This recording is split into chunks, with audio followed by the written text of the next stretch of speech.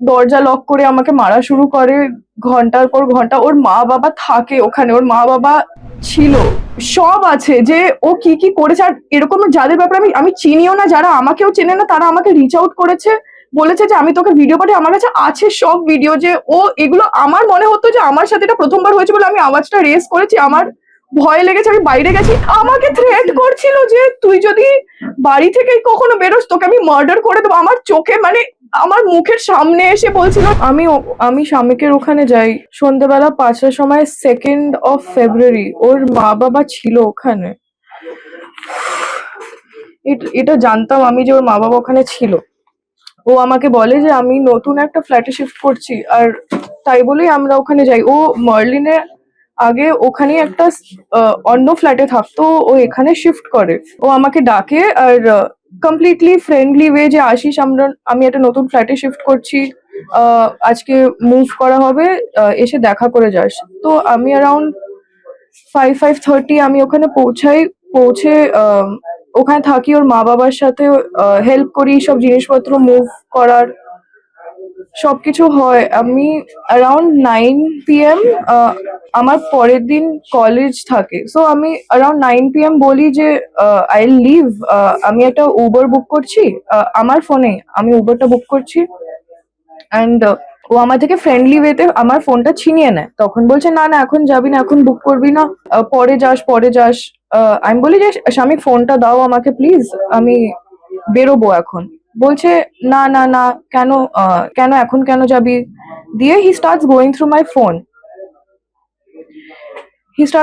My phone and he discovers that I'm talking to somebody, uh, and that is when he starts getting abusive. And his problem was not that I was talking to somebody, মানে যে কোনো কারোর সাথে কথা বলছিলাম না। His problem was that I was talking to somebody from the same line of work. ওর একটা ego hurt হয়েছিল ওই মোমেন্টে, যে আমি একটা কন্টেন্ট ক্রিয়েটরের সাথে কেন কথা বলছি, who is his like opponent, যেটা বোঝায়। অ্যান্ড তারপর থেকেই আহ, দরজা লক করে আমাকে মারা শুরু করে ঘন্টার পর ঘন্টা। ওর মা বাবা থাকে ওখানে, ওর মা বাবা ছিল। আর ওই ঘরে না, ও ওই ফ্ল্যাটে একটা রুমে আমাকে নিয়ে যায় লক করে। ও বলে আমি তোর থেকে প্রশ্ন জিজ্ঞেস করব, আর তুই আমাকে ঠিক উত্তর দিবি সব কটা। আর আমি, ও যাই জিজ্ঞেস করছে আমি যাই বলছি তার উত্তরে ও সব কটা কথা, মানে আমি হ্যাঁ বলি, আমি না বলি, আমি সত্যি কথা বলি, আমি মিথ্যে কথা বলি নিজেকে বাঁচানোর জন্য, ও সব কটা কথায় আমাকে মারছিল। মানে অ্যান্ড মারছিল টু দ্য এক্সটেন্ট যেখানে আমার চোখ বন্ধ হয়ে গেছিল, দুটো চোখ আমার ফুলে গিয়ে বন্ধ হয়ে গেছিল। আমার হাতে এখনো সব জায়গায় দাগ, আমার চোখের নিচে এখনো কালশিটে পড়া। ওর ওর মা বাবা আসে, ওর মা বাবা আসে, এসে যখন বলে যে কি হয়েছে, কি আমার আমার চিৎকার শুনে আসে, কি হয়েছে কি হয়েছে। যখন যখন জিজ্ঞেস করে তখন ও ও দরজাটা খোলে, দরজাটা খুলে ও 11 তলায় থাকে। ওই ও ও ওই জানলাটার সিলটায় দাঁড়ায়, সিলটায় দাঁড়িয়ে বলে আমার আর ওর কথার মাঝখানে যদি কি তোমরা কেউ ইন্টারফিয়ার করো আমি ঝাঁপ দিয়ে দেবো এখান থেকে, নিজে সুইসাইড অ্যাটেম্প্ট করবো, আর এই ঘরে সবাইকে আমি মার্ডার করে ফেলবো, তোমাদের সবাইকে আমি মেরে ফেলবো। ও এরকম থ্রেট দেয়। আর ওর বাবা মা ওর থেকে ভয় পেয়ে আমাকে, আর ও বলে যে তোমরা এখান থেকে চলে যাও, তোমরা ছাদে চলে যাও 1 ঘন্টার জন্য, আমাকে ওকে কথা বলতে। আর ওর মা বাবা ছেড়ে চলে যায়। ওর মা বাবা দেখছে, আমার একটা চোখ পুরো বন্ধ হয়ে গেছিল তখন, ওটা দেখে ওর মা বাবাকে ছেড়ে যায় ওখানে। আর আমি আন্টিকে পেছন থেকে, আমি চশমা পরেছিলাম না, আমি দেখতে পাই না ভালো করে চশমা ছাড়া, তো আমি পেছন থেকে আন্টিকে ইশারা করে বলছি যে আন্টি প্লিজ তুমি কাউকে একটা ফোন করো, কেন কি স্বামীকের কাছে আমার ফোনটা ছিল, আমাকে ফোনটা ফেরত দেয়নি। আমি আন্টিকে পেছন থেকে ইশারা করে বলছি যে আন্টি তুমি প্লিজ কাউকে একটা ফোন করো, আমার কোনো বন্ধুকে অন্তত জানাও। They did not do that. ওরা উল্টো আমাকে ছেড়ে গেল, কেন কি ওরা থ্রেটেন ফিল করছিল ওর নিজের ছেলে থেকে, যে কেন মানে এতটা অ্যাগ্রেসিভ হয়ে গেছে ও, ও এরকম করে বিহেভ করছে, ওরা ছেড়ে চলে যায়। ও কন্টিনিউ করে ওই মারাটা। এন্ড এইবার ও এতটা, মানে আমি ওই রুমে এতটা ভালনারেবল ছিলাম ওর সাথে, যে আমার ভয় লাগছিল ওর থেকে, কিন্তু আর কিছু ছিল না এই রুমে যে আমি ভরসা করতে পারবো। ও নিজেই মারছিল, ও নিজেই আবার এসে বলছিল তোর তোর খুব লেগেছে, তোর খুব তোর তোর কি খুব লেগেছে। এন্ড ও আমার মুখটা ধরছে, ধরে দেখছে যে আমার একটা চোখ বন্ধ। দিয়ে ও আমাকে আমার এটাই লাস্ট মনে আছে যে ও আমাকে জিজ্ঞেস করে যে তোর খুব লেগেছে না? আর আমি আমি আমি ওর কাছেই যাই, বলে যে আমাকে আর মেরো না, আমার খুব লাগছে, প্লিজ আমাকে ছেড়ে দাও।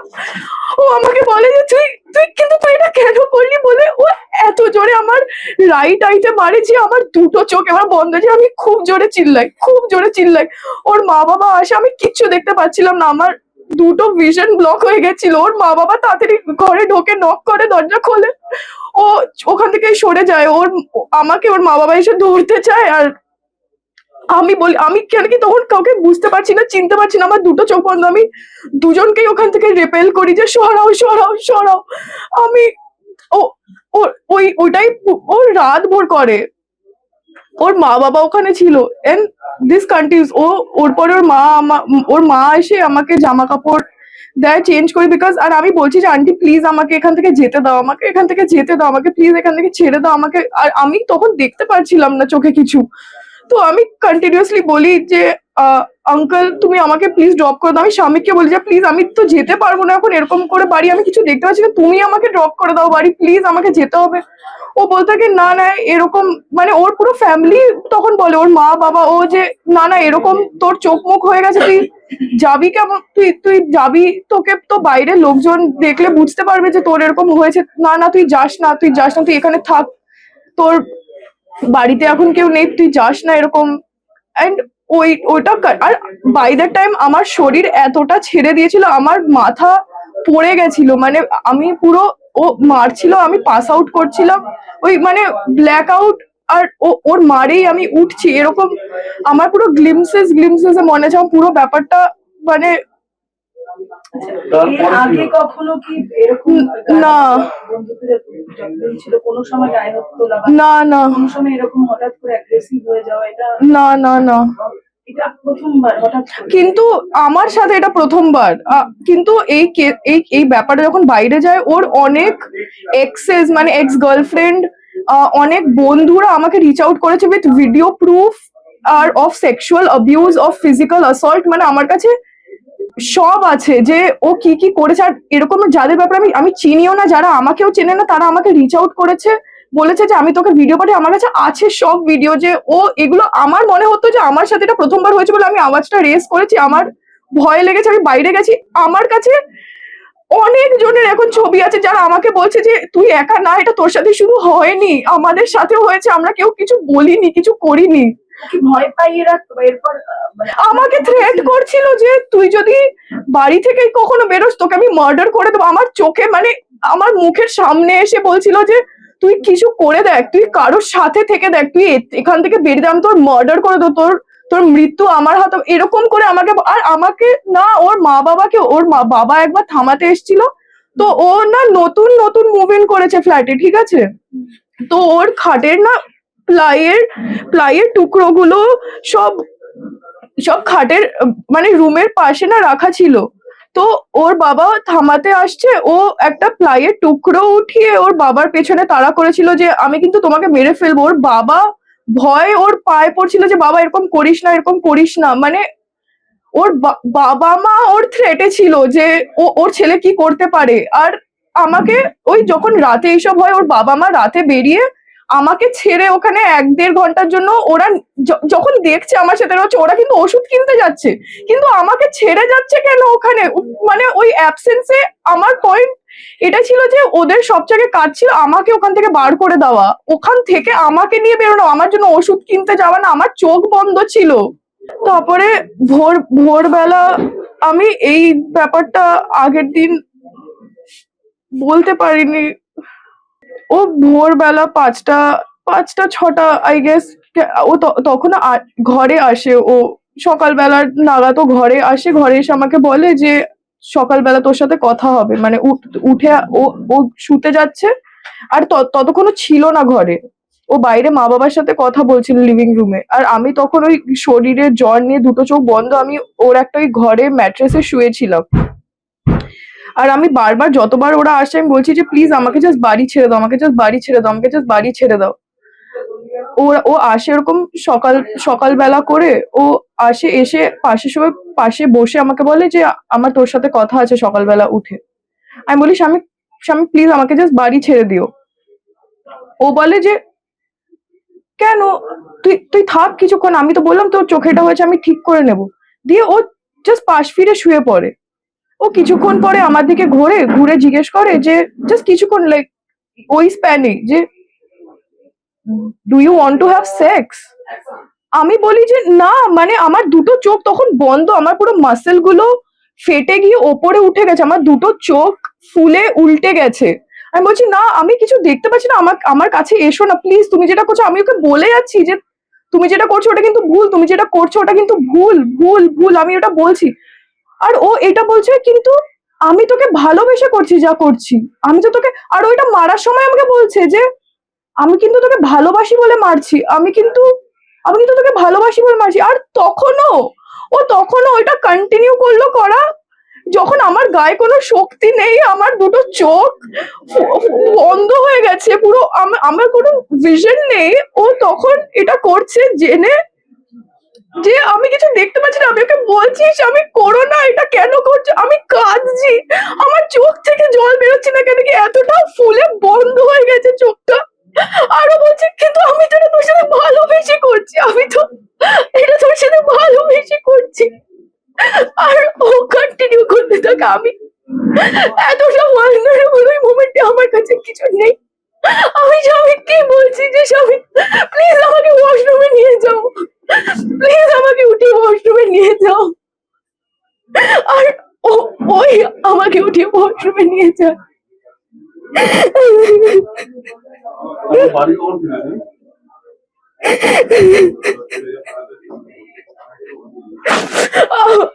ওই সকাল থেকে আমি ওকে বলি যে আমাকে ছেড়ে দাও প্লিজ, আমি এখানে থাকতে পারবো না, আমার আমার পুরো ব্যাপারটা থেকে ভয় লাগছে, আমাকে এখানে ছেড়ে দাও। ওর বাবাকে বলি যে আমাকে নামিয়ে আসো, আমাকে নামিয়ে আসো। ওর মা এসে বলে যে বাবু তুই যাবি, আমাদের তো কি সবাইকে তোকে এই চোখের এই হাল দেখে তো, তোর চোখের এই এরকম দেখে তো সবাই বুঝতে পারবে তোর সাথে কিছু হয়েছে, তো আমাদের তো কিছু একটা বলতে হবে সবাইকে, সবাই মানে আমরা সবাই একটাই কথা বলবো তাহলে সবাইকে। আমি বললাম হ্যাঁ ঠিক আছে আন্টি, আমি আমি কাউকে কিছু বলবো না।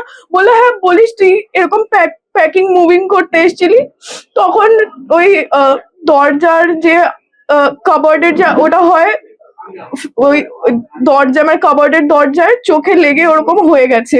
আমি বললাম হ্যাঁ আন্টি ঠিক আছে আমি তাই বলবো। স্বামীক নিজে ওর ফোন থেকে আমার জন্য ব্লিঙ্কিট বা ইনস্টামার্ট কোথা থেকে মেকআপ আনায়, কনসিলার আনায়, ও নিজে আমার চোখে লাগিয়ে দেয়, ওটা লাগিয়ে দেয়। আর বলে যে মানে ও কনসার্ন তখন যে যে কি হয়েছে, মানে তুই যাবি কেমন করে, তুই থাক আমার কাছে। ও তখন কনসার্ন এটাই যে বাইরের লোক দেখতে পারলে বুঝে যাবে যে কিছু একটা হয়েছে। কিন্তু আমি ওদের প্রমিস করি যে আমি বলবো না বলবো না বলে আমি 5টার সময় বাড়ি আসি। আমার ফোন তখন দেওয়া হয় আমাকে, আমি ওকে প্লিজ প্লিজ প্লিজ করে অ্যারাউন্ড 4:50 ও আমাকে আমার ফোনটা ফেরত দেয়। আমি চার্জে বসে, বিকজ ফোনটা ডেড হয়ে যায়, তো আমি ওরই চার্জে বসাই, ফোনটা চার্জ করে আমি ইন ড্রাইভ বুক করে বাড়ি আসে। আর ওর বাবা আমাকে নিচ অব্দি ছাড়তে যায়, স্বামীকে বাবা মাস্ক পরে, আমি মেকআপ করেছি করে আমাকে ফ্ল্যাটের বাইরে অব্দি উবারে উঠায় ওর বাবা। তখন 3 তারিখের 5টা বাজে সন্ধ্যেবেলা। আর ও রাতে আমাকে ফোন করে, আমি তখন আমার বন্ধু আমাকে একটু, আমি বাড়ি যাই, বাড়ি থেকে খুব প্যানিক করি, আমি এটা কাকে কি বলবো, কেমন করে, মানে কি হয়েছে, আমি পুরো প্যানিকে থাকি। আমার বন্ধু আসে আমার বাড়িতে, ও আমাকে বলে যে তুই এখানে থাকিস না, তুই আমার রিলেটিভের বাড়িতে চলে যা, মানে আমারই রিলেটিভের বাড়িতে আমাকে যেতে বলে। তো আমি এতটা প্যানিক যে আমার ফোনটা ট্যাপড হয়ে আছে, আমি আমার কোনো বন্ধুকে ফোন করতে পারছি না, বিকজ ও বলেছে তুই কাউকে কন্ট্যাক্ট কর, আমি তোকে মার্ডার করে দেবো। তো আমি ভাবছি যে হয়তো এতক্ষণ ওর কাছে ফোনটা ছিল, ও হয়তো ট্যাপ করে রেখেছে আমার ফোনটা, আমি কাউকে যদি ফোন করি ও যদি বুঝতে পারে। আমি আমার বন্ধুর ফোন থেকেই উবরটা বুক করে আমি জাস্ট বেরোতে যাব, স্বামীকের কল আসে আমার ফোনে। আমি ফোনটা তুলে বলি যে কি হয়েছে কি হয়েছে। ও বলে যে তুই কোথায় আছিস, আমি বললাম আমি এরকম আমার রিলেটিভের বাড়ি যাচ্ছি। ও বলছে যাস না তোর চোখ মুখ দেখে তো ওরা বুঝে যাবে, ওরা তো বুঝে যাবে। ও তখনও আমাকে কনসার্ন দিয়েছে, তুই আমার বাড়ি চলে আয়, দুদিন থাক, আমি কিছু এটা নিয়ে কথা বলবো না, আমি তোর গায়ে হাত তুলবো না, কিছু করবো না, তুই অন্য রুমে থাকিস, আমি অন্য রুমে থাকবো, আমি কিছু বলবো না, কিন্তু বাইরের লোকেরা দেখলে তোর চোখ তো বুঝে যাবে যে কিছু একটা হয়েছে। ওর কনসার্ন এটা ছিল যে ও লোকাতে চায়, তখন ও বলছে চলে আয়, আমি তোকে 5 মিনিটে আসছি পিক আপ করতে, নিয়ে চলে যাবো, কোনো চিন্তা নেই, কোনো চিন্তা নেই। আমি তারপর থেকে আর কন্ট্যাক্ট করিনি। আমি আমার রিলেটিভের বাড়ি যাই, আর আমি ওখানে গিয়েও সত্যি কথাটা বলি না, কিন্তু আমার রিলেটিভ আমাকে দেখে বুঝতে পারে যে কিছু একটা হয়েছে আমার। তো আমাকে জিজ্ঞেস করে কি হয়েছে, আমি বললাম খেলতে গিয়ে লেগেছে। বলছে এটা খেলার দাগ না, এটা কিছু একটা হয়েছে। আর আমাকে প্রেশার দেয় যে আমাকে সত্যি কথা বল, না হলে আমি কিন্তু তোকে পুলিশের সামনে নিয়ে যাব, মেডিকেল করাবো। তোর দেখলেই বুঝতে পারবে যে তোর এই উন্ডটা কোথাও ন্যাচারাল উন্ড না। আর ওই প্রেশার আমি সব সত্যি কথা তারপরে বলি বাড়িতে। 2024-এর ডিসেম্বরে আমাকে ও কন্ট্যাক্ট করেছিল রিল বানানোর জন্য, কন্টেন্ট ক্রিয়েশনের জন্য। I don't think so, but then the way he was speaking that day, I I don't know. ও জাস্ট বলে যাচ্ছে আমি তোকে মারছি কেন কি তোকে ভালোবাসি, আমি তোকে মারছি কেন কি তোকে ভালোবাসি। মানে তার আগে কখনো বলেনি? না না না, মানে অ্যাজ আ ফ্রেন্ড যে ভাই ভাই আমি তোকে খুব ভালোবাসি, ওই that is very different. But we are in a relationship, oh my god, তুই আমার সবকিছু, আমি তোর লাইক ডেটিং, ওই ব্যাপারটা একদমই নেই, একদমই নেই।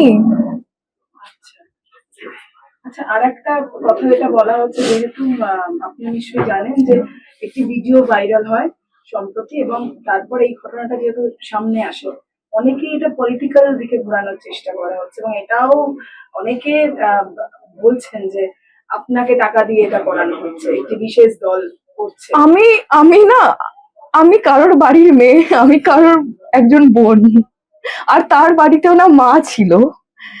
তার মা থাকা সত্ত্বেও যদি এটা হয়, আমি জানি না কত টাকা দিয়ে এটা করানো যায়, ঠিক আছে? আমি জানি না যে এটা কারোর সাথে কেমন করে হতে পারে, তার বাড়িতে তার মা বাবা থাকা সত্ত্বেও। অ্যান্ড আমার সাথে পলিটিক্স এর কোনো রিলেশন নেই। I am a fucking victim here.